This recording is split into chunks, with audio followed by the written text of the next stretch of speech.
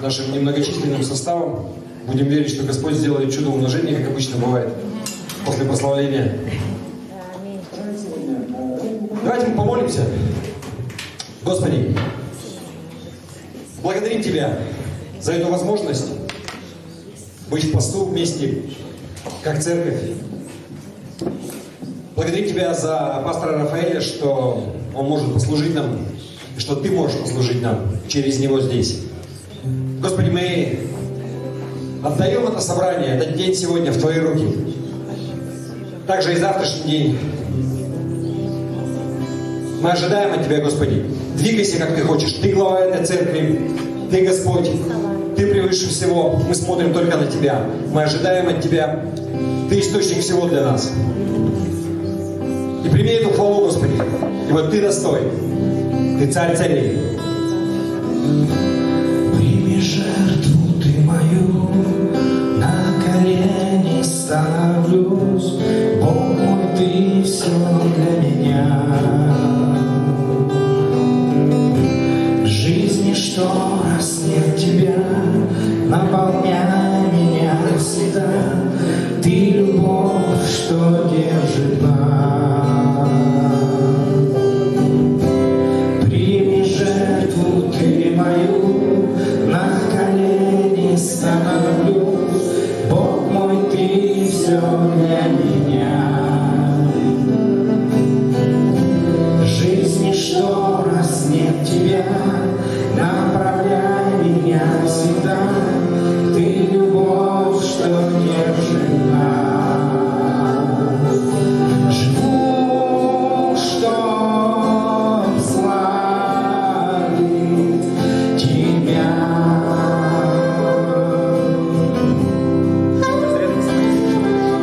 Дышу, чтоб славить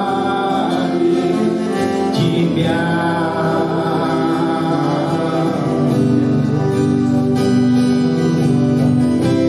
Вот я здесь, чтоб славить Тебя. Всем, что я есть, славить Тебя. Поклоняясь в духе и истине, возносим руки, славить Тебя. Вот я здесь, чтоб славить Тебя. Всем, что я есть, славить Тебя. Поклоняясь в духе и истине, возносим руки, славим Тебя.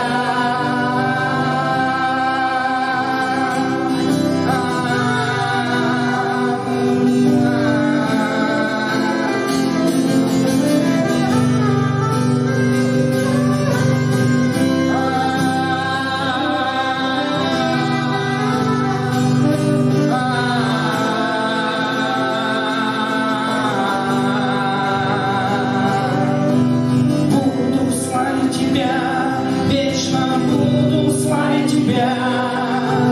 Буду славить Тебя, вечно буду славить Тебя. Буду славить Тебя, вечно буду славить Тебя.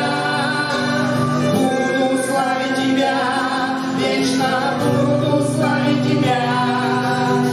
Буду славить Тебя, вечно буду славить Тебя. Буду славить Тебя, вечно буду славить Тебя. Буду славить Тебя, вечно буду славить Тебя. Буду славить Тебя, вечно буду славить Тебя. Вот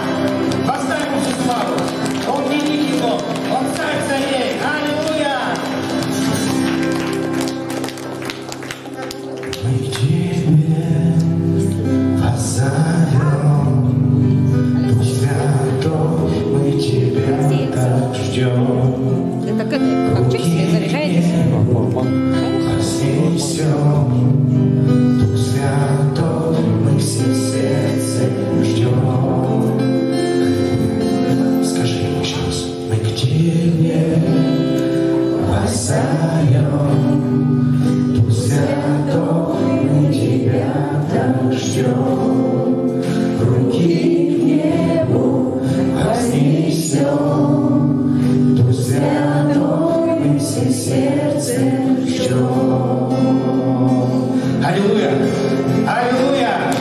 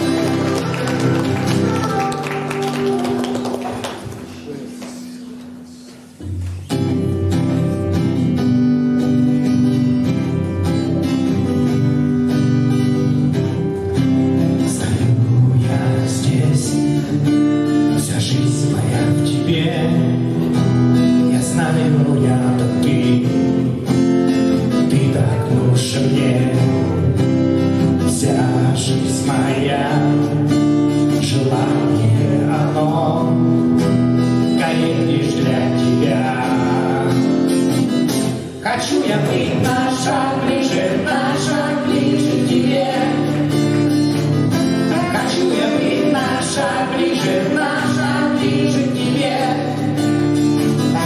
Хочу я быть на шаг ближе к тебе. Хочу я быть на шаг ближе к тебе. Лишь один, только ты один.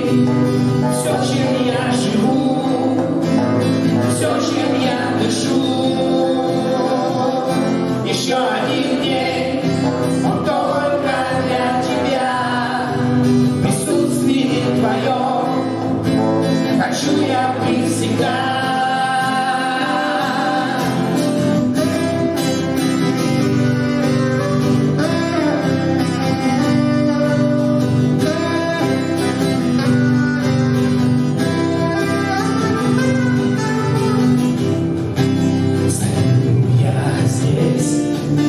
Вся жизнь моя в тебе.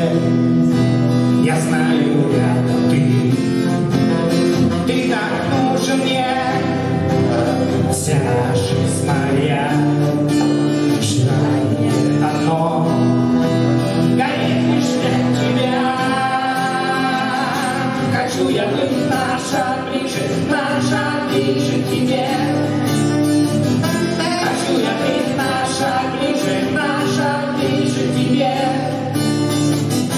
Хочу я быть на шаг ближе к тебе.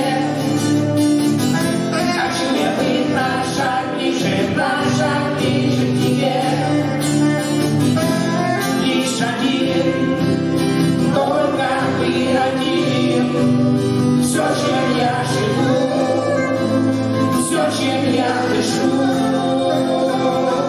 Еще один день, он только для тебя.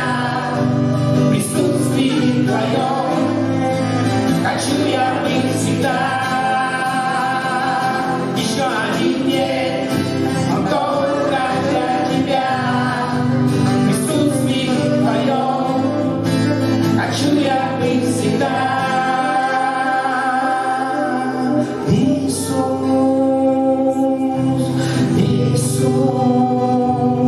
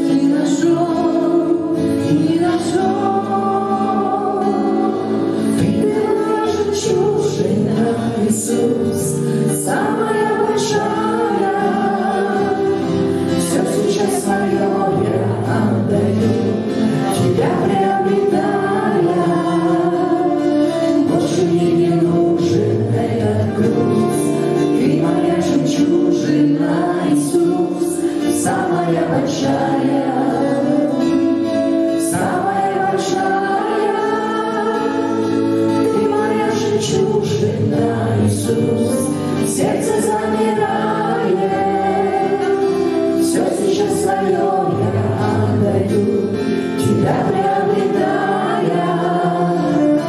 Но ведь это ты меня нашел и своей кровью приобрел, на кресте страдая, на кресте страдая. Так долго искал я сокровищ на этой земле. Кое-что находил, а что-то терял, там была жизни моей. Сокровища я так ценил, все те, что приобрел. Пока драгоценную чудо-жемчужину я наконец не нашел, не нашел. Ты моя жемчужина, Иисус, самая большая. Все сейчас свое я отдаю, тебя приобретая. Больше мне не нужен этот груз. Ты моя жемчужина, Иисус, самая большая, самая большая. Ты моя жемчужина, Иисус, сердце замирает, все сейчас свое я отдаю, тебя приобретая. Но ведь это ты меня нашел и своей кровью приобрел, на кресте страдая, на кресте страдая.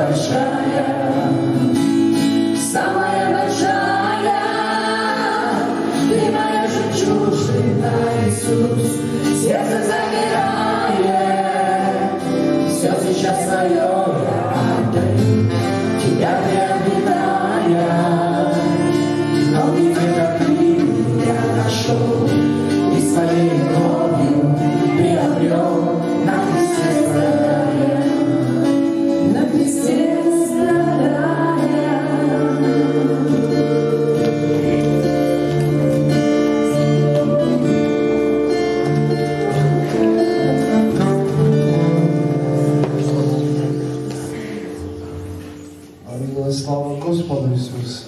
Можете еще поднять? Давайте мы сейчас будем молиться за Иркутск, за всю Якутию. Сейчас у нас уникальная возможность повлиять на духовную сферу. И мы как церковь, мы должны понимать, что против нас воюют силы тьмы. И есть колдуны, есть оккультисты, шаманы, то есть которые провозглашают проклятие на церковь. Но у нас силы больше. Аминь. То, что годами делалось, сейчас за одну минуту все будет разрушено. Все, что враг годами делал, строил оковы в этом городе, просто за одну секунду силой Святого Духа будет разрушено, когда мы будем молиться. Писание говорит, если двое или трое согласятся. Здесь есть двое или трое, которые соглашаются. Аллилуйя. Что означает, если двое или трое согласятся? Когда ведет ведущий молитву, тот, кто поддерживает, он не просто стоит, смотрит, слушает, он активно также молится, и пока кто ведет, не скажет аминь, тот, кто поддерживает, он будет молиться. Аминь. Это есть, когда мы соглашаемся. Давайте поднимем руки и скажем: Отец наш Небесный, благослови сейчас нас на молитву за наш город Якутск, за всю Якутию. Благослови нас как соль этой земли, осолить эту землю. Помажь нас Духом Святым, чтобы все дела дьявола, они были разрушены, чтобы всякая тьма, она была рассеяна из этой земли, чтобы Твой свет, он наполнил эту землю во имя Господа Иисуса. Мы принимаем помазание, мы принимаем все дары, все способности, всю благодать, всю силу, все ведение во имя Иисуса. И благодарим Тебя. Благодарим, благодарим, благодарим, благодарим. Благодарим. Может, чуть-чуть тише. Спасибо, спасибо, спасибо. Давайте сейчас начнем молиться. Давайте громко на языках будем молиться. Очень важно Духом молиться громко. Я вам потом это объясню. То есть именно во всю силу, сколько у вас есть. Это очень важно. Отец, мы благословляем Якутск. Мы благословляем и осоляем сейчас, как соль этой земли, этот город. Мы благословляем всех людей. Мы благословляем во имя Господа Иисуса Христа всю Якутию. Благословляем, благословляем каждого человека во имя Иисуса. Отец, мы молимся, сокруши всякого рода тьму на этой земле.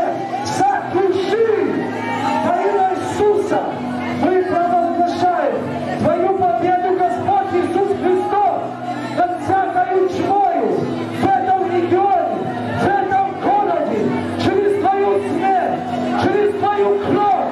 Мы провозглашаем Твою победу, Господь, Твою победу, Твою победу, Твою победу, Твою победу, Твою победу во имя Иисуса.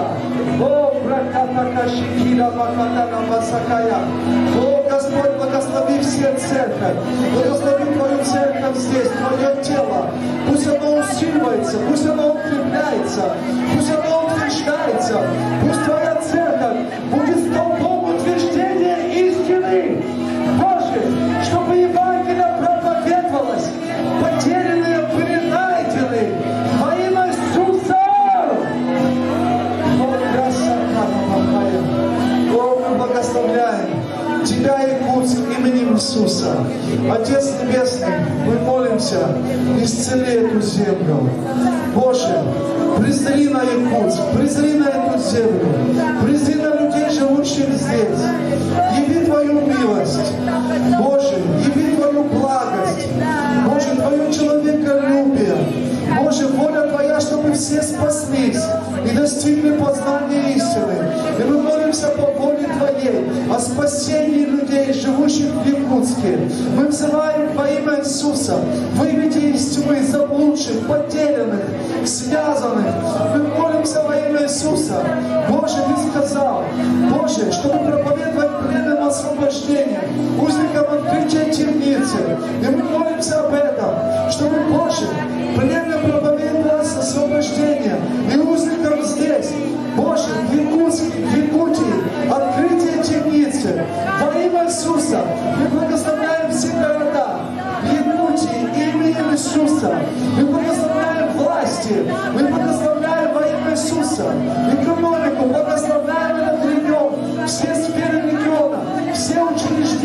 учебные. Боже, мы благословляем всех учителей, всех, Боже, студентов, молодежи этого города.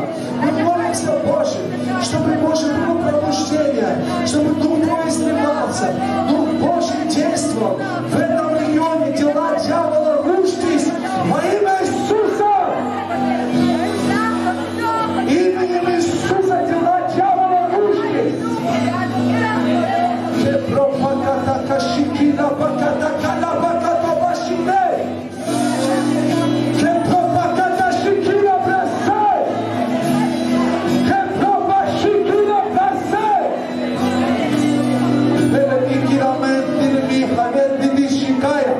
Мы провозглашаем победу Твою, Господь.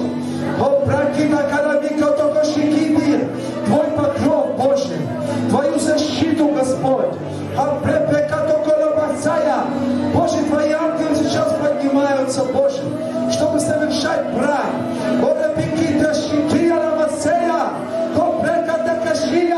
Господь, Ты сейчас трубою, пусть трубный зов труби, и собирает Твоих ангелов на брань, чтобы, Боже, сразиться со всякой тьмой в этом регионе. И мы провозглашаем победу! Победу, победу, победу над всякой тьмою. Здесь в Якутской области победу Твою через кровь Твою, через воскресение из мертвых, благословение, покров Твой во имя Иисуса. Слава Тебе! Давайте возьмем Богу славу. Аллилуйя! Что-то происходит сейчас. Что-то происходит. Вау. Аллилуйя. Аминь. Аминь. Благослови, кто рядом с тобой, поприветствуй. Аллилуйя. Слава Господу. Слава Господу.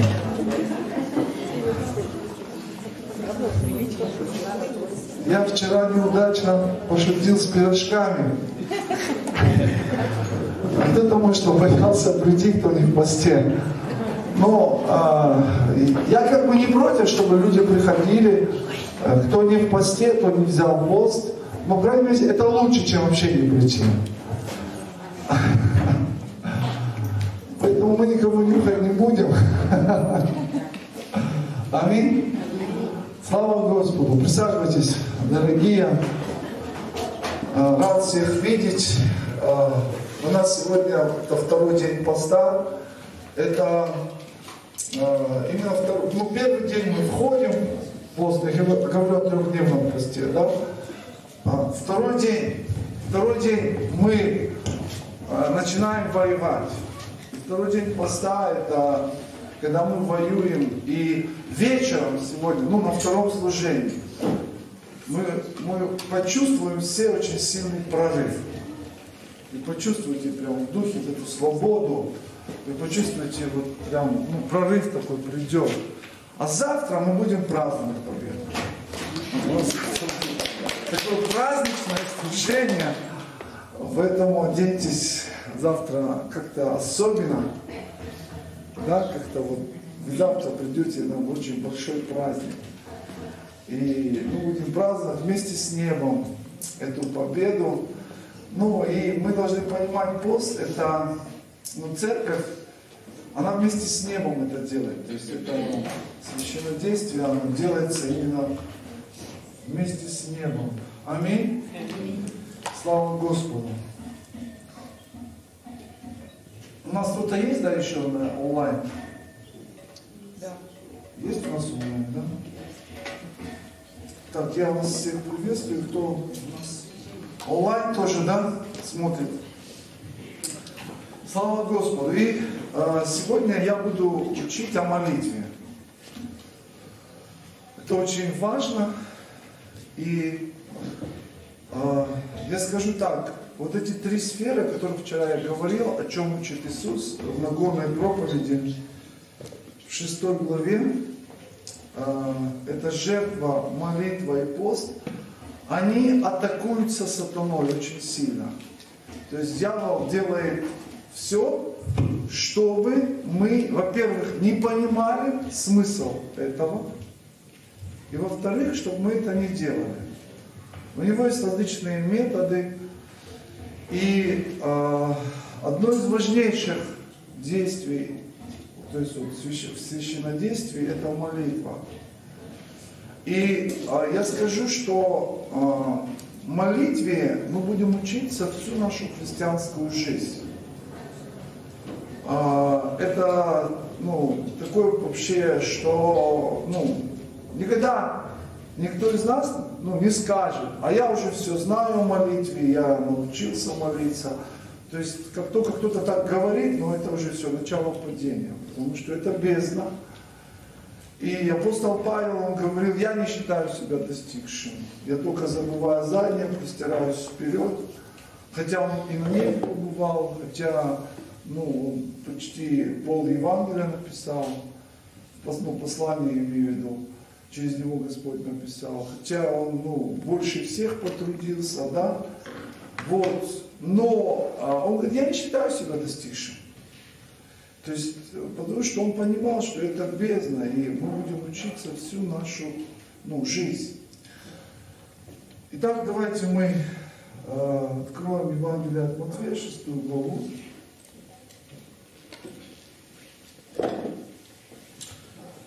Для многих то, что сейчас я буду говорить, это будет как революционное, потому что я уверен, что то сейчас, что я буду говорить, что это неправильно, да? У многих это будет в жизни, вы так думали, как неправильно. И это будет как революционно. Но, то есть очень внимательно слушайте, да, размышляйте, и давайте мы посмотрим. Евангелие от Матфея, 6 глава, где Господь дает очень глубокое, очень мощное учение о молитве. Всего лишь 1, 2, 3, 4, 5, 6, 7, 8, 9, 10, 11 стихов. Всего лишь 11 стихов. Но вот эти 11 стихов, чтобы как-то раскрыть более-менее, я думаю, недели даже не хватит, если я каждый день в неделю буду проповедовать с утра до вечера. Я как-то учил в библейской школе, и мы там всего один стих могли разобрать. Глубина очень большая. Поэтому, вот эти 11 стихов, это можно, я не знаю, сколько книг написать, чтобы попытаться это раскрыть. У нас сейчас такой цели нету, и у нас столько времени нету, но что-то, какое-то понимание. Я хочу, чтобы мы сейчас увидели то, о чем здесь нас учитель наш Господь. А Иисус наш учитель, аминь. Потому что для многих Иисус только Господь. Но они не учатся у Него. Вообще, если взять Писание, то написано, христианами стали называть нас люди. Помните, да? В Антиохии стали называть христианами. Это уже было деяние. Это люди назвали. Вообще, Бог нас не называет христианами. Ангелы нас не называют христианами. Как Бог называет нас, ангелы? Учениками. Когда явились ангелы, что они сказали Марии? Пойдите, скажите, что? Петру и ученикам. Аминь. Иисус говорит, вы называете меня учитель, да, ибо точно то. То есть, Петр на то время уже не был учеником, потому что он отрекся от Христа. И то, что мы говорим, это очень серьезно. И достаточно сказать, что я отрекаюсь от Христа, и твое имя на небесах будет зачеркано.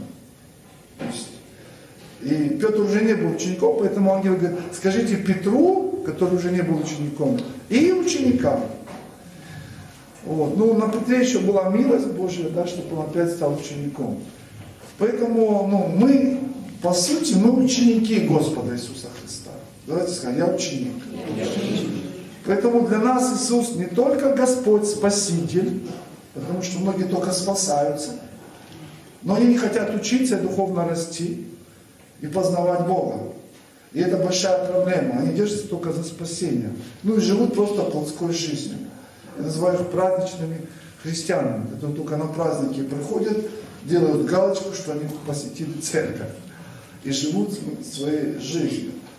Но мы ученики, и в этом есть глубокий смысл, что мы учимся у нашего Господа всему. И Иисус сказал о Духе Святом, что придет Дух Святой вместо меня, и Он научит вас, написано, всему. Давайте скажем, всему. То есть всему это всему. Как ложиться спать, как вставать, как разговаривать, как ходить в церковь, вот как работать и быть успешным в работе. Аминь. Как быть благочестивым мужем, благочестивой женой. Так или не так? Аллилуйя. Знаете, часто ко мне подходят сестры и говорят: пастор, помолись за спасение моего мужа. Я говорю: сколько лет ты верующая? Она говорит: уже там 10, 15, 20 лет. Я говорю: и 20 лет он с тобой живет и до сих пор не покаялся. Я говорю: скорее всего, проблема в тебе, а не в нем. Я хочу молиться за тебя. Потому что, как так быть не может, что с тобой человек живет, соприкасается 20 лет, и он еще не со Христом. Есть какие-то вещи у тебя, какие-то проблемы, скорее всего, в тебе. Поэтому это серьезные вещи, братья и сестры. Дух Святой научит нас что? Всему. И я часто молюсь: Дух Святой, учи меня водить машину. Учи меня кушать правильно, потому что мы можем кушать так, что мы потом заболеем от того, как мы питаемся. Знаете, вот неправильно. Учи меня всему, как планировать свой день. Скажи всему. И я скажу вам, там, где мы имеем поражение, там, где мы не успешны, там нам надо учиться у Духа Святого. И у нас есть эта благодать. Давайте скажем аминь. А учиться у Святого Духа или не учиться, это у нас свободная воля. Вы меня слышите? То есть Господь нам дает свободную волю, и это наш выбор. Итак, мы смотрим сейчас Евангелие от Матфея, 6 глава, 6 стиха. Давайте 7 стиха. 5 стих. И когда молишься, не будь как лицемеры, которые любят в синагогах и на углах улиц, останавливаясь молиться, чтобы показаться пред людьми. Истинно говорю вам, что они уже получают награду свою. То есть, о чем здесь Господь Иисус говорит? Он говорит нам, что когда мы молимся, вот смысл молитвы, цель молитвы, это не предстать пред людьми. И многие верующие, они когда не в церкви, то есть они молятся только когда люди вокруг. Вот с верующими. Но они когда приходят домой, они там не молятся, потому что дома нету людей. Если к этим людям домой придет пастор, служителя, то они помолятся. Но когда люди уходят, верующие, когда они остаются один-один, они не молятся. Потому что они только молятся пред людьми, с людьми. Вы понимаете, о чем я говорю? И это проблема, о чем здесь Господь говорит, Он предупреждает нас, потому что мы все к этому склонны. То есть, когда Господь нас предупреждает, Он видит вот эту склонность к негативу. И Он уже наперед нас как бы предостерегает, чтобы мы над этим работали. Аминь. И Он говорит, цель молитвы, я вчера говорил, когда Господь что-то говорит, то в основном Он имеет в виду обратное тому, что Он говорит. Аминь. То есть мы должны, у евреев они такие интеллектуалы. То есть они говорят от обратного. И если он говорит, чтобы предстать пред людьми, то есть по-другому, смысл молитвы, чтобы нам предстать пред кем? Пред Отцом. То, о чем вчера говорил, в молитве нам нужно обязательно пережить встречу с Богом. Пережить сверхъестественное присутствие Бога. Это как такая вот, ты в духе поднимаешься на гору. Но для этого есть условия. Потому что, вот я скажу так, чтобы в молитве нам пережить встречу с Богом, нам нужно преодолеть определенные препятствия. В нас, внешне. Но есть демонические препятствия, которые дьявол, он строит против нас, чтобы когда мы молимся, мы не предстали пред Отцом. Кто-то слышит меня? Итак, давайте дальше посмотрим. Он показывает нам, как неправильно молиться в 5 стихе. 6 стих. Он учит теперь, как правильно молиться. Ты же, когда молишься, войди в комнату твою и, затворив дверь твою, помолись Отцу твоему, который в тайне, Отец твой, видящий тайны, воздаст тебе явно. Итак, Иисус говорит, ты же, когда молишься, войди в комнату твою и, затворив дверь твою. Что это означает? А это означает то, что когда мы молимся, мы должны отсоединиться от этого физического мира. Аминь. И здесь говорится не просто ты закрыл дверь на замок. Да? Но здесь говорится двери вот здесь. В мыслях.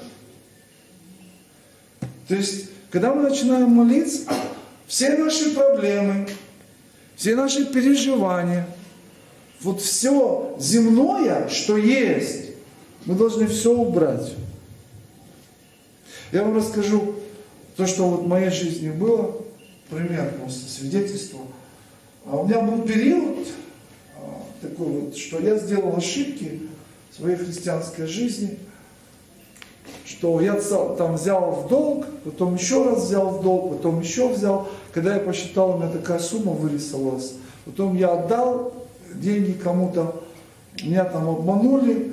И в итоге мне должны, я должен, там уже с преступного мира давление, там угрозы.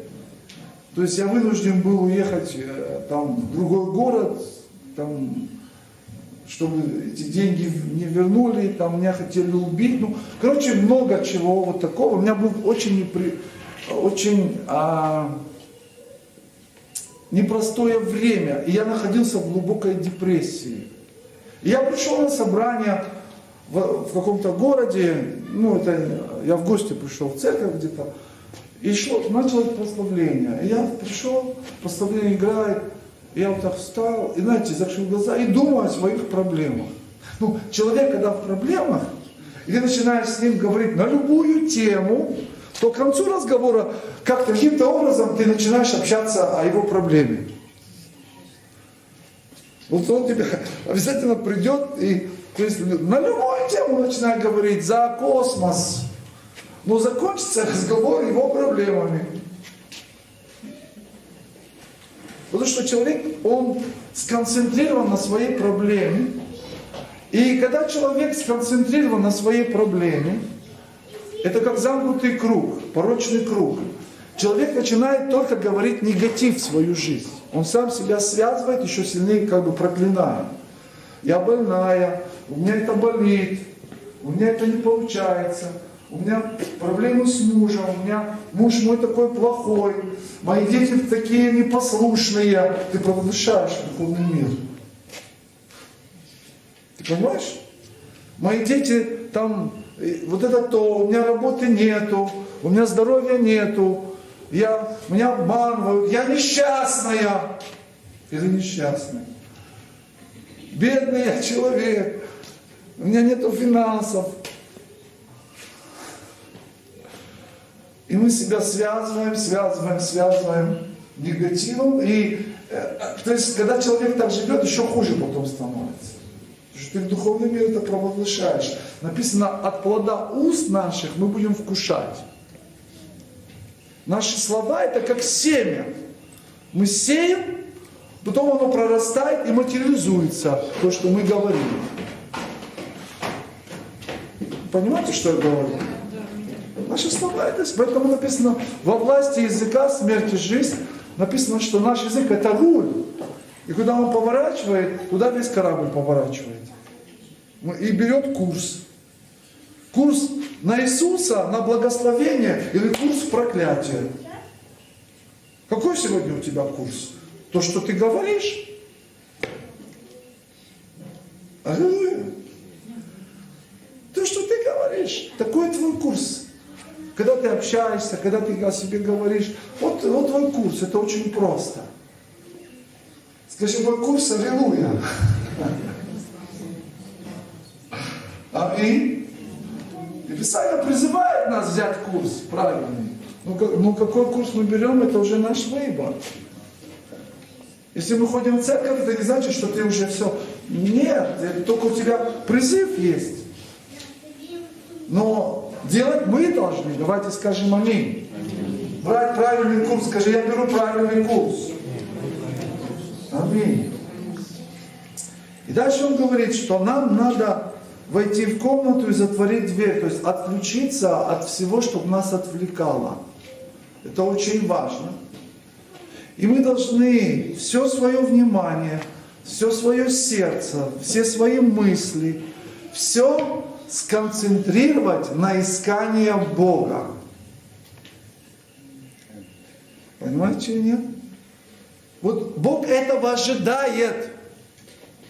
То есть, если мы молимся и мы думаем о своих проблемах, то Бог, такая молитва Богу вообще не угодна. Кто-то скажет аминь или нет? Я скажу это непросто. И я пришел на собрание, я сейчас рассказываю свое свидетельство. И я думаю о своих проблемах, я поднял руки, идет прославление. Его помазания не чувствую, ни Духа Святого не чувствую. Я был сухой, такой и был. И я думаю о своих проблемах. У меня эти мысли просто идут. Просто я размышляю во время о своих проблемах. Никто себя не узнает. Я загружен этим. Я постоянно об этом. А потом я себя ловлю на мысли. От того, что я сейчас думаю, от этого лучше станет. Нет.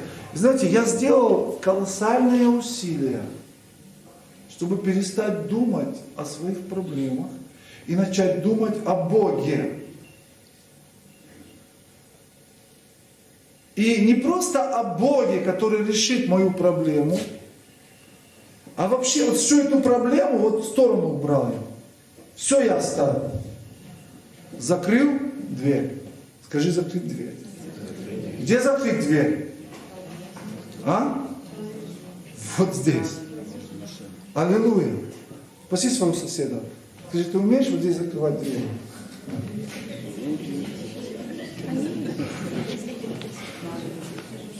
Я скажу вам, братья и сестры, у нас есть на это благодать. Вообще, все, о чем Иисус говорит, у нас для этого есть благодать. То есть, по-другому, все, что Иисус говорит, мы все в благодати можем сделать. То есть, благодать нам дана, не просто, что мы ходим в благодати такие, да, а чтобы в благодати мы были исполнителями Божьего Слова. Без благодати это невозможно. Но в благодати, делая усилия, 100% возможно. Но усилия нам нужно сделать, что Господь сказал, отныне Царство Небесное усилием берется. Но усилия мы делаем, опираясь на благодать, на Божий Дух. Аминь. Это не просто усилия. Мы усилия делаем, держась за Иисуса за руку, вместе с Ним. И все, что мы не можем, Он поможет нам. Итак, первое, чтобы мы могли молиться в силе Духа, чтобы эта молитва, на самом деле, мы могли предстать перед Богом, мы должны закрыть двери. Скажи, закрыть двери за собой. Отключиться от всего мира, в мыслях, в эмоциях, во всем. Дальше. Господь говорит, ты же когда молишься, и комнату затворив дверь твою, и помолись Отцу твоему, который в тайне, Отец твой, видящий тайное, воздаст тебе явно. Второй говорит, помолись Отцу твоему. Очень важно, мы сейчас это тоже увидим, когда мы приходим пред Богом, Отцом, вот на молитву мы предстали пред Богом. То есть, что такое я предстаю? Я не просто говорю что-то Богу, я предстаю пред Богом. Плотью я нахожусь на земле, но духом я на небе. Понимаете? То есть, с того момента, как мы получили дар Святого Духа, Дух Святой дал нам способность быть на небе. Библия говорит, мы уже со Христом посажены на небесах и благословлены всяким духовным благословением. Аминь. То есть, по-другому, я плотью нахожусь здесь, на земле, но духом моим, благодаря Святому Духу, который во мне, я на небе. И я предстаю в молитве на небе, когда я молюсь. Поэтому надо закрывать глаза, не отвлекаться. Я предстаю пред Отцом. Аминь. Все остается на земле. Я предстаю пред вечностью. Вот это та позиция, к которой мы должны встать, когда мы молимся. И пред Богом я предстаю как пред моим Отцом, любящим Отцом. И я предстаю как Его ребенок. То есть пред Богом мы предстаем как Его дети. Понимаете? То есть которых Он любит. То есть всегда, когда приходят дети, Отец, Он все оставляет, для Него это очень важно. И Он всегда нас принимает. Давайте дальше посмотрим.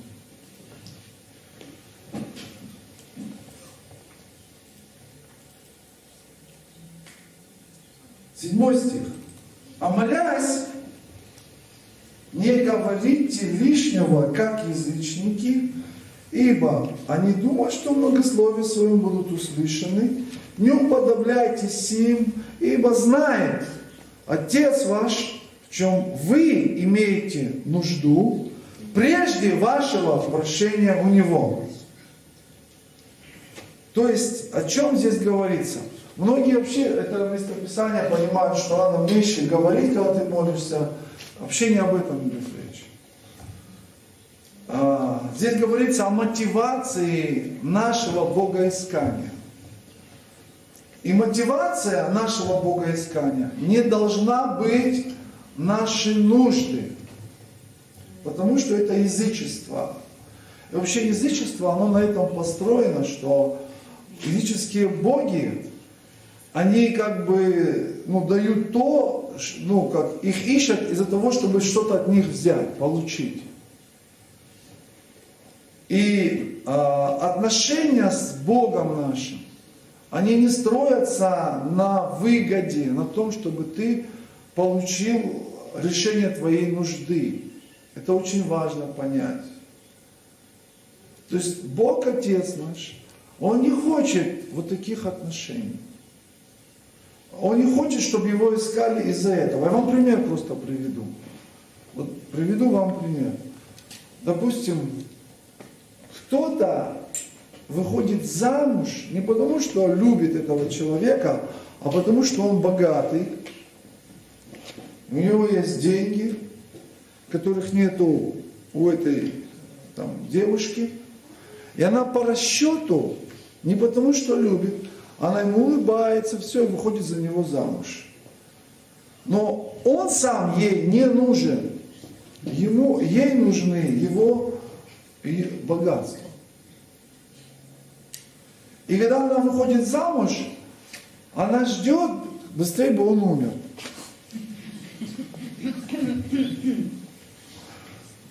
Чего вы смеетесь? Это сегодня мы живем среди этого. Потому что она любит другого, но он бедный. И у нее любовник, у нее еще кто-то на стороне. И вот это и есть мерзость.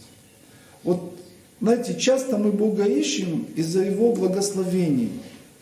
Потому что у меня нужда, чтобы эта нужда была решена.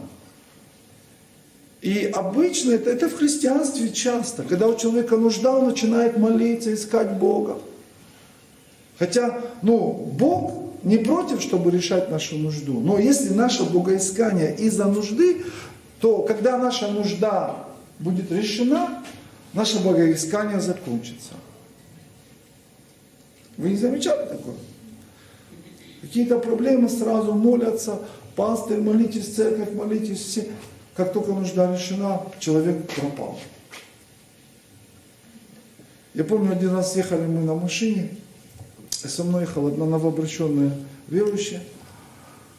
И мы едем вечером на домашнюю группу, едем, ночью уже темно, и вдруг туман, сильный туман, дороги вообще не видно.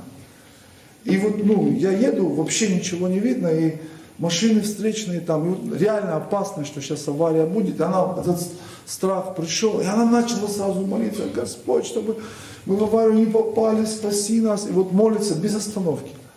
До этого она разговаривала там, тут начала сразу молиться. Потом раз мы с тумана выезжаем, она перестает молиться и опять начинает разговаривать. Там опять туман, она опять начинает молиться.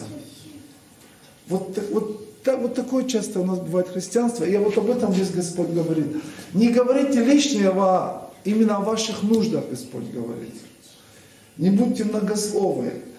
Отец знает ваши нужды. То есть по-другому, когда мы с нашими проблемами приходим к Богу, ища Его, даже мы не говорим о своих проблемах, Отец уже решает эти проблемы. Потому что у Него сердце такое. Аминь.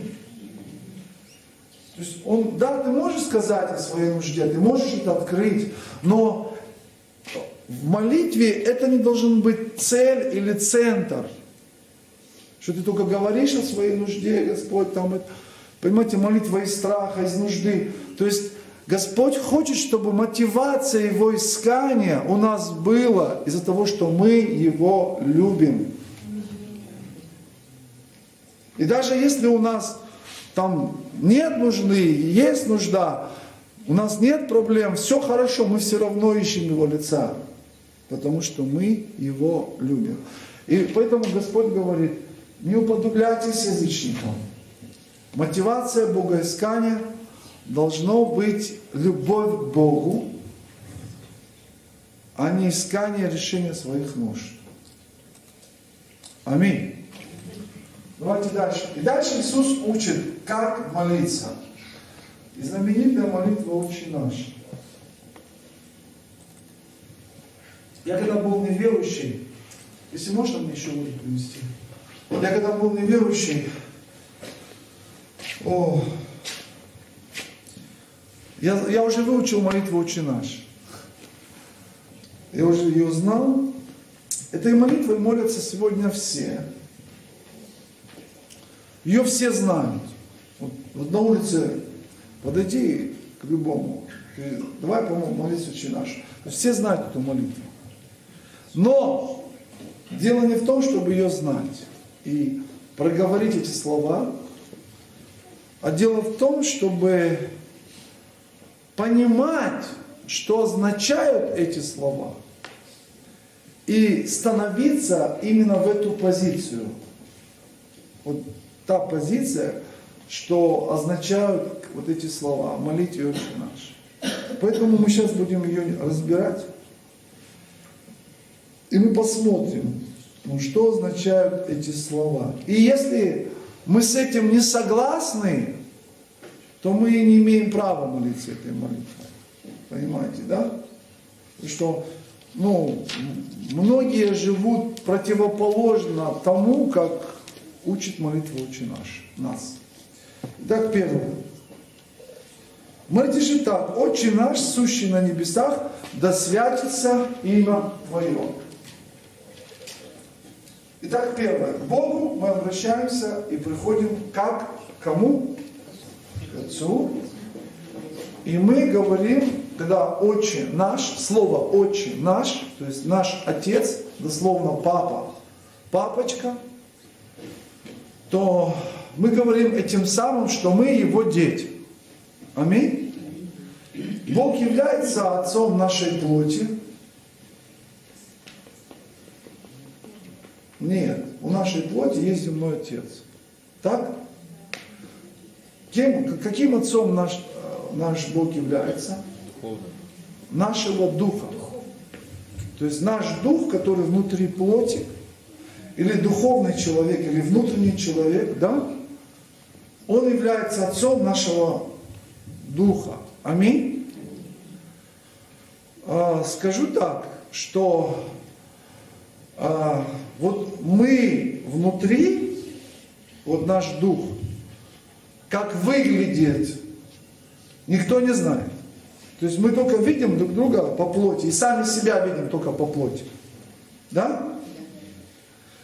Но когда на эту плоть она уйдет, и наш Дух выйдет, вот только на небе мы увидим друг друга по-настоящему. Как это выглядит.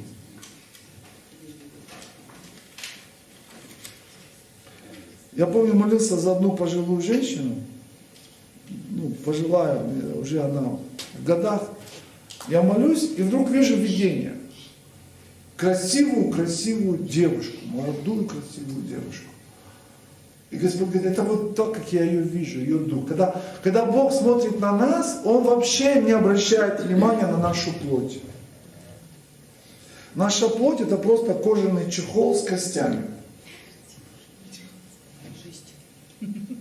То есть Бог, Библия говорит, Царство Небесное что? Наша плоть. Царство Небесное что? Не наследует. То есть Бог на нашу плоть вообще никак не смотрит. Вообще. Мы, люди, воспринимаем друг друга по внешности, по плоти. Так или не так? И отношения наши формируются, то, что мы видим. Да? Наше восприятие или невосприятие по плоти.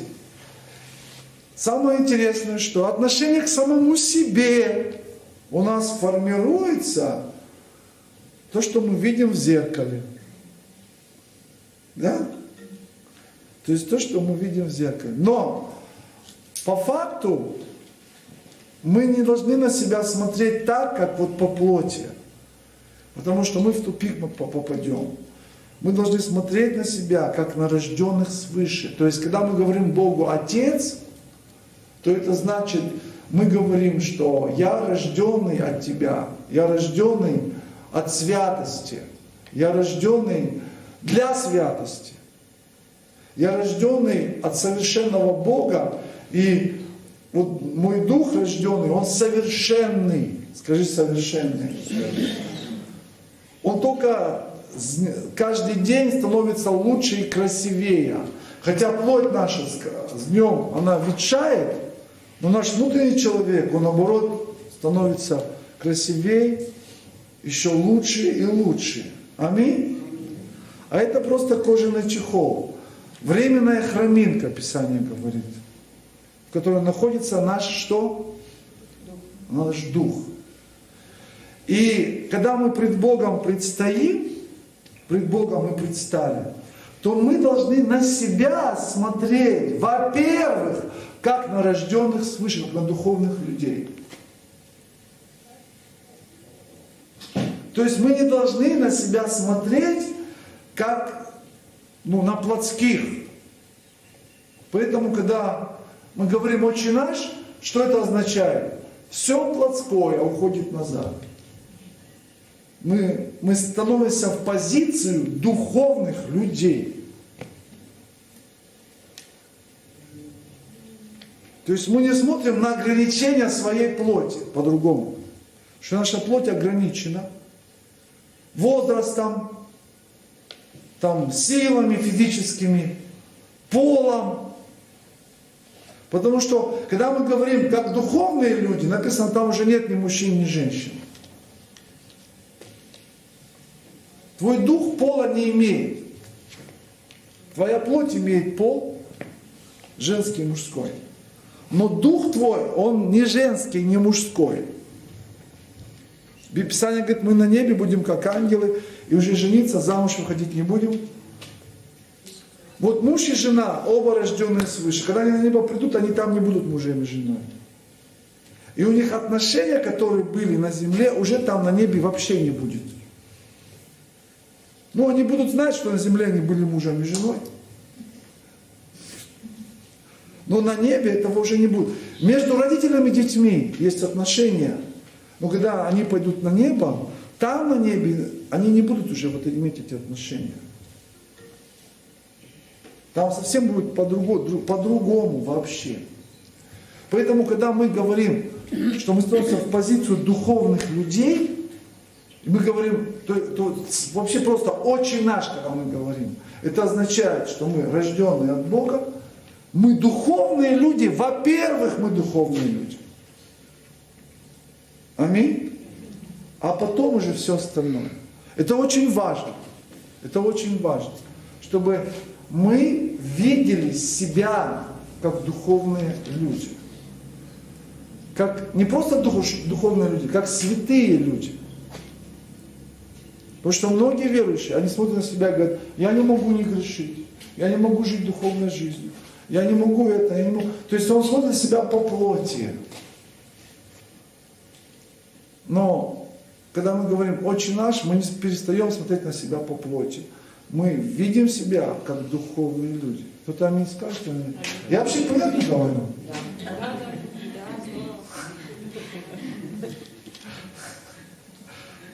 Ну, как-то аминь говорите, чтобы я понимал. Я думаю, может, я непонятно, слишком сложно говорю. Я пытаюсь все очень упрощать. Да? Слава Богу. Давайте мы дальше пойдем. Отче наш, второе.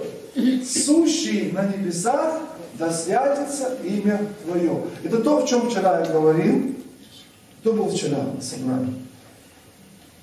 Что означает сущий на небесах, да святится имя Твое? Мы радуемся, и в радости мы благодарим Бога за все, что в нашей жизни.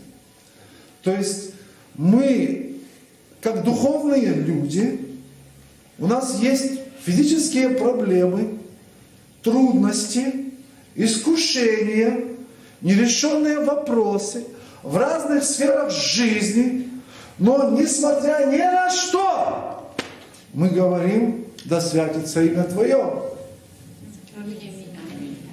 Мы говорим, все это ничто. Я временно муж, я временно жена, я временно живу в этом доме, или еще где-то. Все это временно. Я временно в этом теле. И я благодарю Тебя, Бог мой. И я радуюсь о Тебе. Скажи, о Господе. Помните, когда ученики изгоняли бесов, и в радости приходят, Господи, нам и бесы о Твоем имени повинуются. Написано, они в радости пришли. Что Иисус им сказал? Не об этом вам нужно радоваться, а радоваться о том, что ваши имена записаны на небесах. Что это означает? Это означает, что вы что-то делаете, да, это радостно, но основная радость, настоящая радость, ваша должна быть о Боге. Ваше имя записано в сердце Отца. Господь знает вас по имени. Вы Его дети. Вот поэтому основная наша радость, которая компенсирует все проблемы, оно как бы вот затмевает все проблемы. И мы радуемся в проблемах, мы радостные. Я помню, у меня были такие проблемы, и я хожу такой радостный, а на меня смотрят верующие. И говорят, а что ты такой радостный? Я говорю, ну, Писание так говорит. Дух Святой меня так учит. Ну, у тебя там это, то, у тебя такие проблемы. Я говорю, да. Аллилуйя. Я увижу, как Бог это решит. Я не знаю, как это Бог решит. Я не знаю, когда это Бог решит. Но я знаю точно, что Бог это решит. И я увижу славу Божью. Аминь. Это моя позиция. Меня так Дух Святой учит. Мне говорят, ты не притворяешься? Я говорю, нет. Ты правда не притворяешься? Я говорю, нет. А как по-другому можно вообще? Есть что, другое Евангелие какое-то? Евангелие одно. Бог один. Кто-то скажет аминь или нет? Поэтому, когда мы приходим на молитву, мы предстаем как духовные люди. Аминь. Второе. Мы радуемся и выражаем свою радость о Боге независимо от проблем и ситуаций в нашей жизни через слова, сущие на небесах, да святится имя Твое. Дома проблем, ты говоришь, да святится имя Твое. Уволили с работы, да святится имя Твое. Какая-то болезнь пришла, Господи, да святится имя Твое. Люди мира сего смотрят на тебя и говорят, ты ненормальный. Ты говоришь, да святится имя Твое, Господи. Я безумный Христа ради. Аллилуйя. Это очень важно. И в молитве мы становимся в эту позицию. То есть сейчас учит нас Господь, что когда мы говорим эти слова, мы не просто их говорим, но мы в позицию становимся определенную. Аминь. Это очень важно, потому что это наш выбор. Господь ожидает, что мы сделаем именно этот выбор. И в молитве мы становимся в позицию. Итак, когда мы молимся, мы становимся в позицию каких? Духовных людей. Аминь. Второе, мы становимся в позицию радости. Аминь. И говорим, да святится имя. Давайте скажем, Отче наш. То есть ты становишься в позицию сейчас духовного человека. Или нет? Да. Второе. Сущий на небесах, да святится имя Твое. А муж тебя огорчает, а ты говоришь, а я все равно что? Радуюсь. Финансовые проблемы, я все равно что? Радуюсь. Апостолов должны были казнить на следующий день, забили в колоды их, а они все равно что? Радовались и воспевали в сердцах что? Господу. И все узники, написано, слушали их. Почему? А потому что все узники были в унынии, во тьме. И вдруг они услышали ноты радости, эмоции радости. Они увидели этот свет. И они все слушали. Аллилуйя! Потому что в этом воспевании была вот эта радость. Я скажу вам, братья и сестры, это сегодня не хватает. Весь мир во тьме. Мы этим и отличаемся от мира. Когда ты ходишь в Божьей радости, люди на тебя начнут обращать внимание. А если скажешь, какой-то ты другой. Вообще другой. Ты по-другому реагируешь на все. Это будет притягивать к тебе людей. Когда ты становишься таким позитивным человеком, то есть человек, который радуется, который говорит, да святится имя Твое, он позитивный человек. От него только позитив исходит. Это притягивает людей. Людям будет хотеться общаться с тобой. Одна сестра говорит, пастор, я столько молюсь, меня никто замуж не берет. Я говорю, ты вся негативная.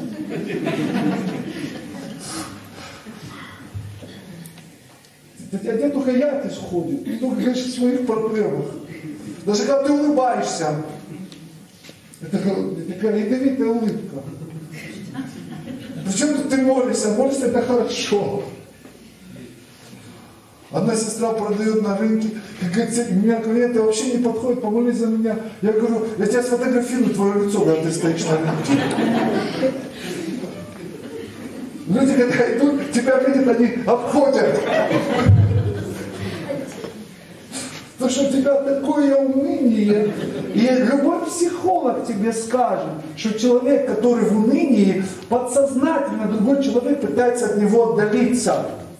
И наоборот, когда человек на позитиве, в радости, ты хочешь подойти к этому человеку, чтобы получить вот этот заряд радости, света. Поэтому настоящие христиане, исполненные Святого Духа, они очень позитивны. Это светлые люди. И у нас есть на это благодать жить этой жизнью. Поэтому, когда мы молимся, уже в первых стихах молитвы, мы становимся в эту позицию.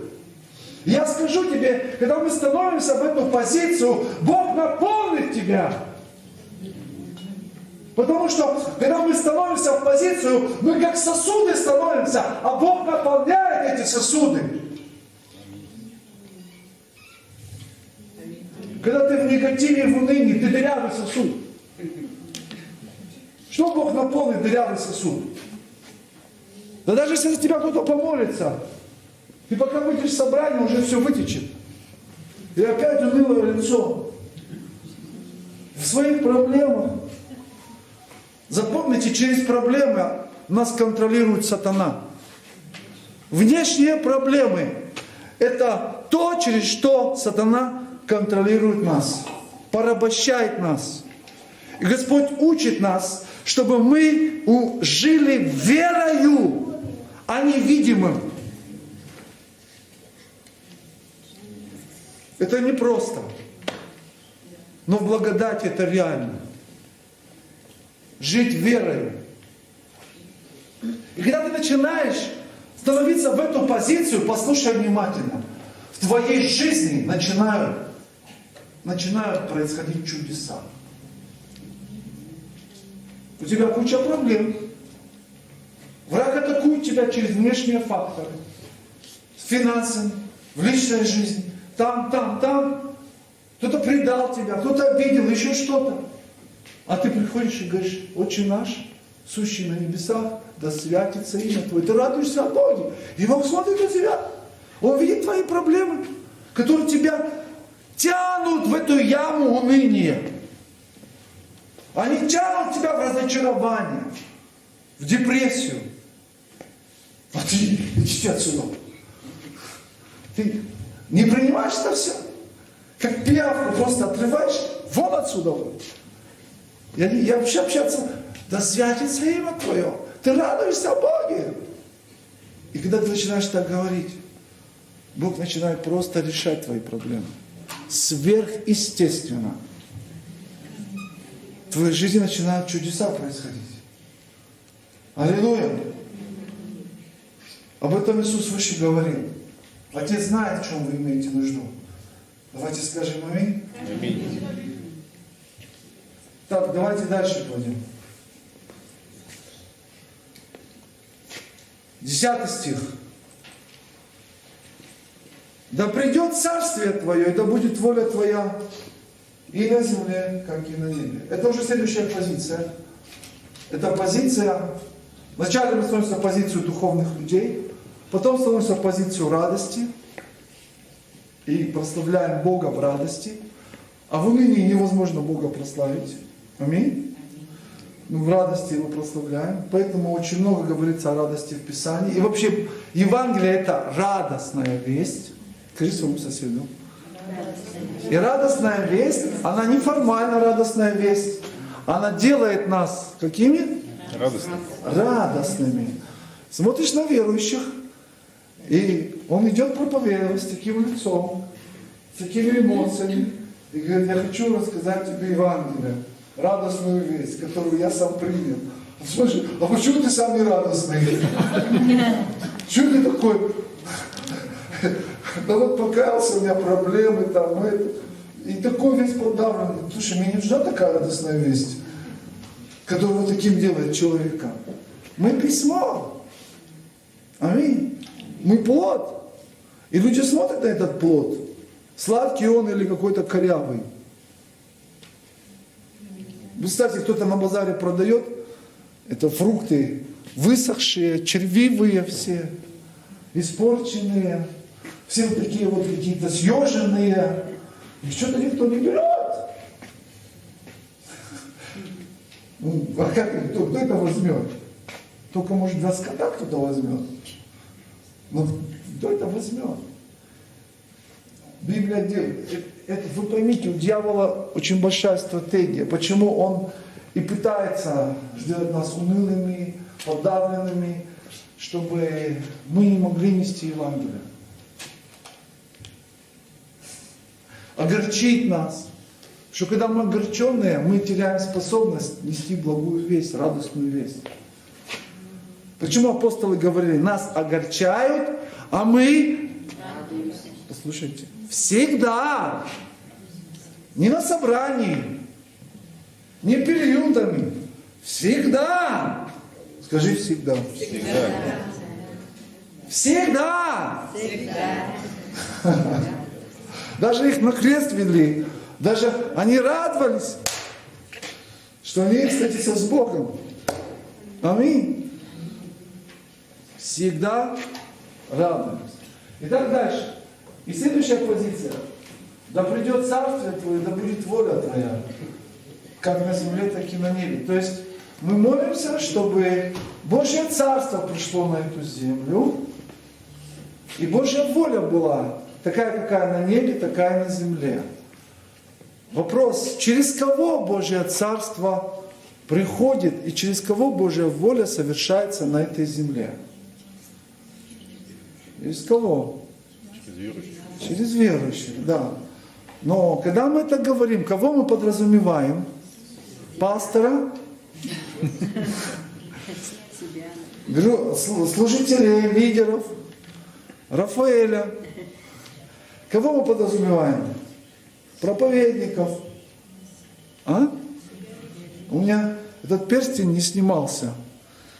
Сейчас уже снимается, уже как обруч.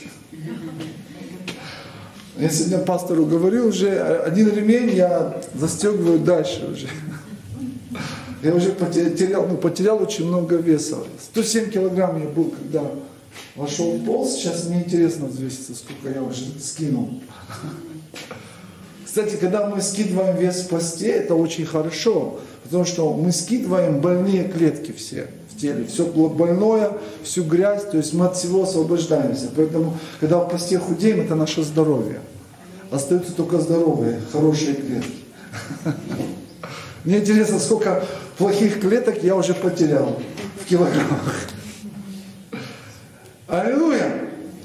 Итак, да придет царствие Твое. Кого мы подразумеваем? Себя подразумеваем. То есть по-другому, когда мы говорим эти слова, мы становимся в позицию, что Бог, мы не просто Твои дети, рожденные от Тебя, мы не просто духовные люди, мы не просто радуемся, а мы готовы служить Тебе на этой земле. Чтобы через нас Твое царство приходило, через меня Твоя воля совершалась на этой земле, как на небе. Это Богу славу воздаст или нет? Скажи, Господь, через меня Твое царство пусть приходит на эту землю. Через меня Твоя воля пусть совершается на этой земле, как на небе. То есть мы становимся в позицию готовности служить Богу. И я скажу вам, братья и сестры, дорогая церковь, это смысл нашей жизни. Вообще, почему мы на земле живем? То есть мы не живем, и цель нашей жизни не для того, чтобы жениться или выйти замуж. Потому что на небе это не имеет никакого значения. Даже вообще в Евангелии написано, лучше вообще не жениться. Я смотрю, многие верующие в трагедии, она не вышла замуж. Даже они в трагедии, они в таком... А Писание, наоборот, говорит, это лучше. Лучше не жениться. Кто-то остался один, не получилось. Это лучше. Ты меня слышишь или нет? У тебя больше возможности служить Богу. Библия говорит, есть разница между незамужней и замужней. Что замужняя, она думает, как угодить мужу. Вот сегодня многие замужние дома, они здесь. Многие замужние. Что в суете, там это то. Они замужние, они свободны. Итак, да придет Твое царствие, и да будет воля Твоя, как на земле, так и на небе. Очень важно, чтобы мы встали в позицию готовности служить Богу. Аминь. В этом есть смысл нашей жизни на этой земле. То есть ради этого мы живем, из-за этого мы живем здесь. Мы живем не для того, чтобы вкусно кушать, хорошо одеваться. Вся одежда, которую мы одеваем, она будет на свалке. Аминь. Все оно ветшает. Наши машины, на которых мы ездим, они со временем устареют и станут металлоломом. Я когда смотрю на разборках вот эти машины там разобранные, думаю, когда-то они за них прям такие деньги отдавали. Они такую ценность имели. Люди радовались, мечтали об этих машинах, а сейчас они никому не нужны, лежат, ржавеют. Металлолом просто. Все временно.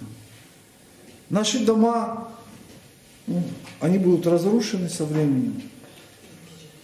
Все временно. Скажи, все временно. Поэтому смысл, почему мы живем на этой земле, это вот. Да придет царство Твое, и да будет воля. И у меня сегодня вопрос, братья и сестры, который нам надо задавать самим себе, и чтобы мы сами себе ответили на этот вопрос. Насколько через мою жизнь сегодня приходит Божье Царство в жизнь других людей, и насколько через меня воля Божья совершается на этой земле, как на небе. Этот вопрос мы должны задать самим себе.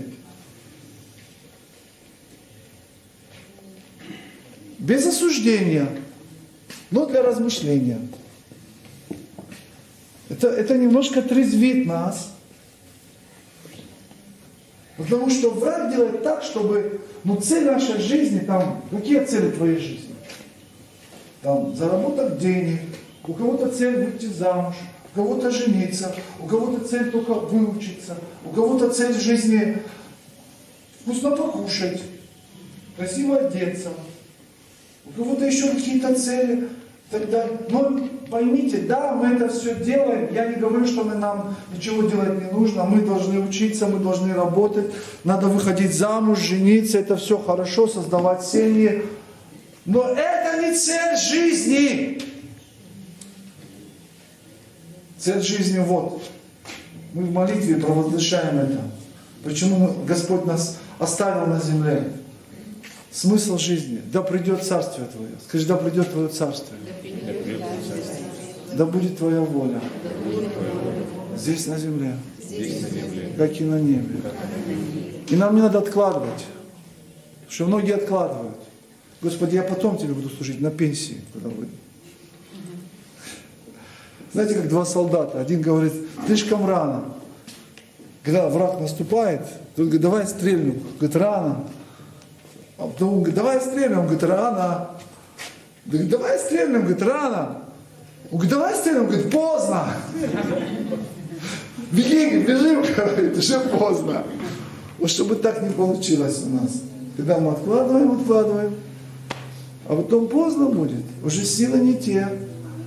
Поймите, братья и сестры, наше тело ветшает. У нас маленький отрезок жизни. Сколько нам еще осталось прожить, никто не знает.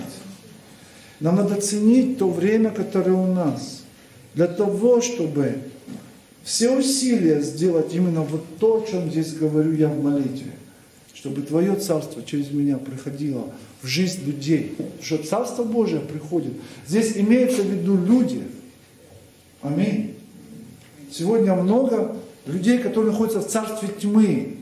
И вот чтобы и к этим людям через меня пришло Царствие Твое. Аминь. Ты приходишь к человеку, и ты говоришь ему: Иисус любит тебя. То есть ты не просто ему проповедуешь, ты через тебя Царство Божие приходит в его жизнь. Демоны теряют контроль над ним. Он тебе говорит: я люблю пить, я люблю ругаться, я люблю бить свою жену. Моя жена это как груша такая. Мне перед кем надо ее строить. Я люблю такую жизнь. Ты говоришь ему: ты в ад пойдешь с этой любовью. Это временно. Твои силы заканчиваются, твое время заканчивается. Бог любит тебя, дает сейчас шанс тебе, чтобы ты спасся. Тебе нужно спасаться. Тебя Иисус любит.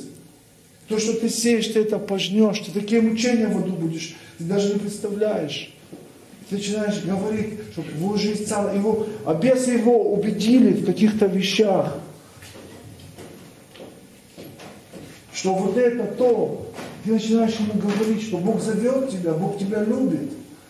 И если ты не покаешься, придет суд Божий в твою жизнь. За все твои грехи. Придет суд, придет наказание. Придут болезни. И посмотри на других, что с ними было, которые так же жили. Чем они закончили с этой бутылкой, чем они закончили. В блевотине умерли.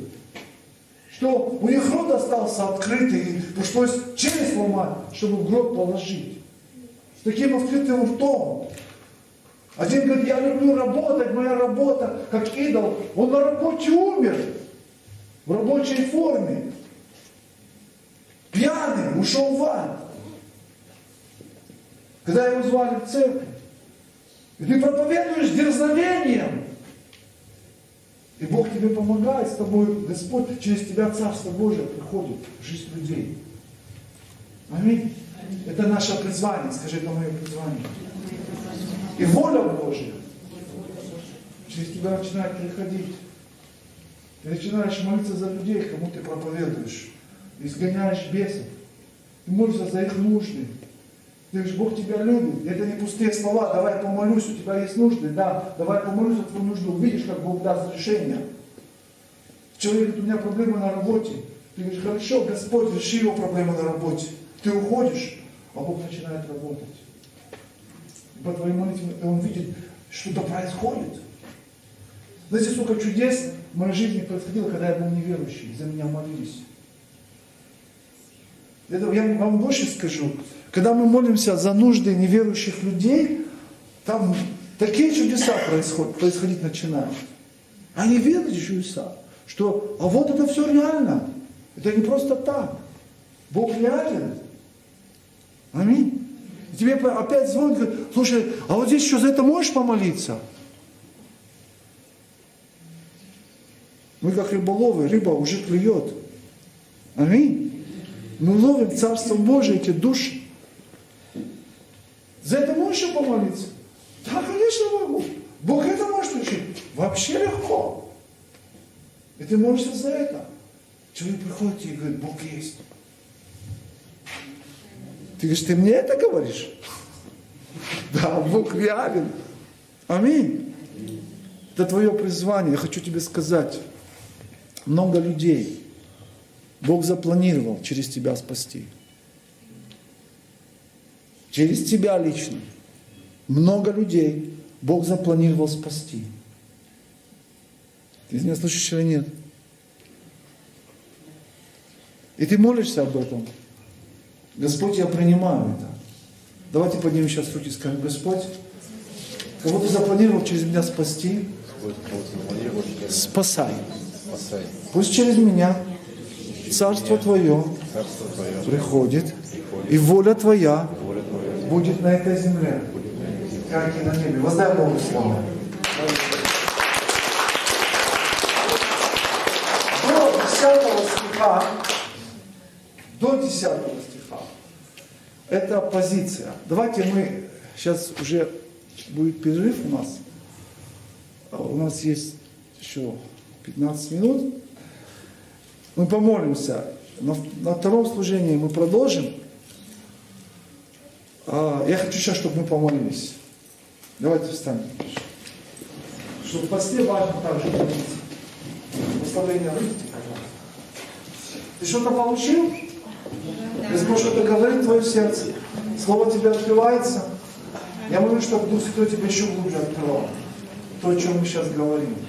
Давайте закроем наши глаза и предстанем перед Отцом. Кто-то мой стакан принес. Вот он. Выйти. Вот он. Я же там останусь. Давайте мы поднимем наши руки. Давайте помолимся. Отец, мы благодарим Тебя за Твою благодать. Мы молимся, научи нас молиться. Молиться в Духе, в силе Духа. Научи нас молиться так, чтобы мы предстояли пред Тобой, чтобы мы соприкасались с небом в молитве, чтобы молитвой мы получали силу, чтобы молитвой мы получали ведение, мудрость, откровение. Отец, научи нас молиться. Боже, чтобы мы слышали голос Твой. Мы были водимы Духом Твоим. Научи нас молиться, Отец. Учи нас молиться, Дух Святой. Иисус, Ты сказал, что придет Дух Святой. И Он научит нас всему, как служить. Он научит нас всему, как побеждать, как преодолевать все искушения, трудности. Дух Святой всему нас научит.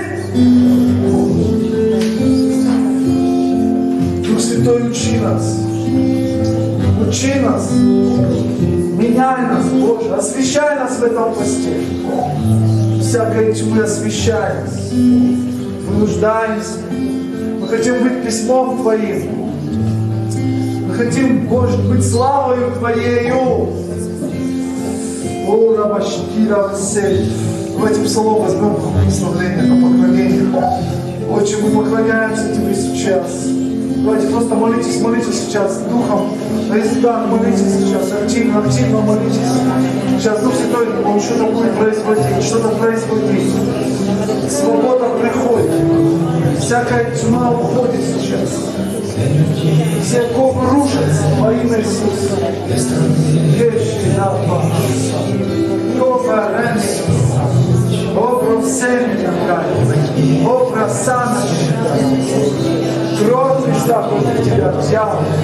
Боже, разрушай сейчас все оковы. Боже, кому сейчас тяжело на душе, в жизни, Боже, сокрушай все эти оковы. Прямо сейчас. Меняй мышление. Делай нас позитивными, Господь. Всякий негатив пусть уходит. Всякое огорчение пусть уходит. Боже, благослови нас быть радостными, позитивными, светлыми. Во имя Иисуса.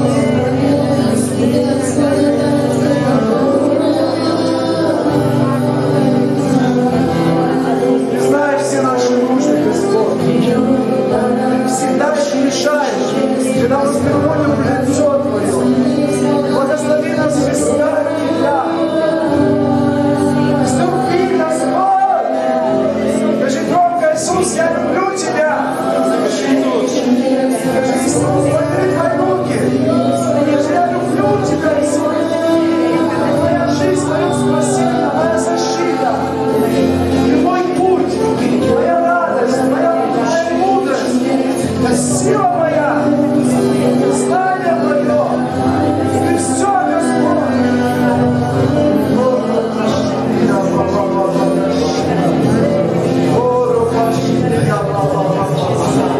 Веди в совершенство, Господь. Я чувствую, сейчас Дух Святой сходит очень сильно. И я хочу сейчас помолиться за людей, за которые реально на тебя Дух Божий сходит. Я чувствую сейчас, вот что-то на тебя сходит. Это некоторые люди, на которых хочу возложить руки. Выйти сюда, ты это в Духе чувствуешь сейчас. Что-то Бог делает, что-то происходит. Сверхъестественно. Бог касается тебя сейчас. Выйди сюда вперед. Отец, мы благодарим Тебя. Благодарим Тебя. Пусть Твоя благодать изливается, изливается, изливается, изливается. Изливается Твоя благодать. Изливается. Твоя благодать изливается. Господь, пусть Твое помазание достигает. Пусть Твоя работа в нем.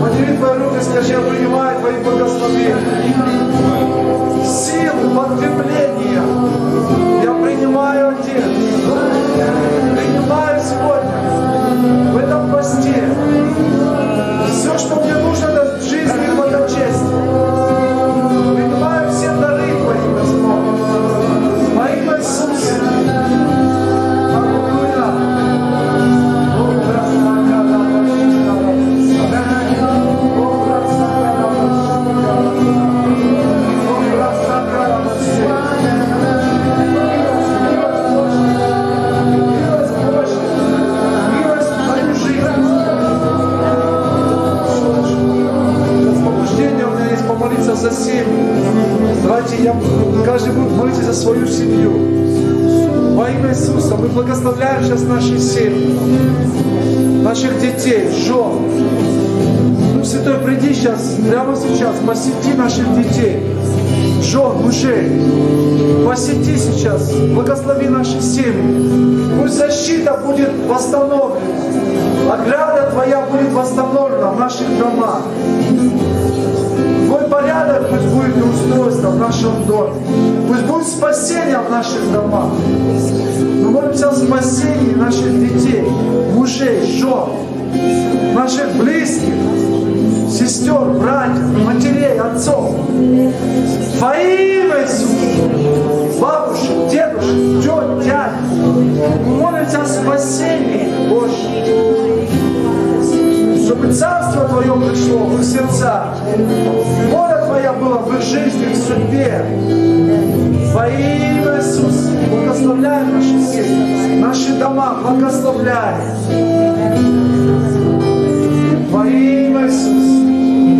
Аминь. Давайте Богу воздадим славу.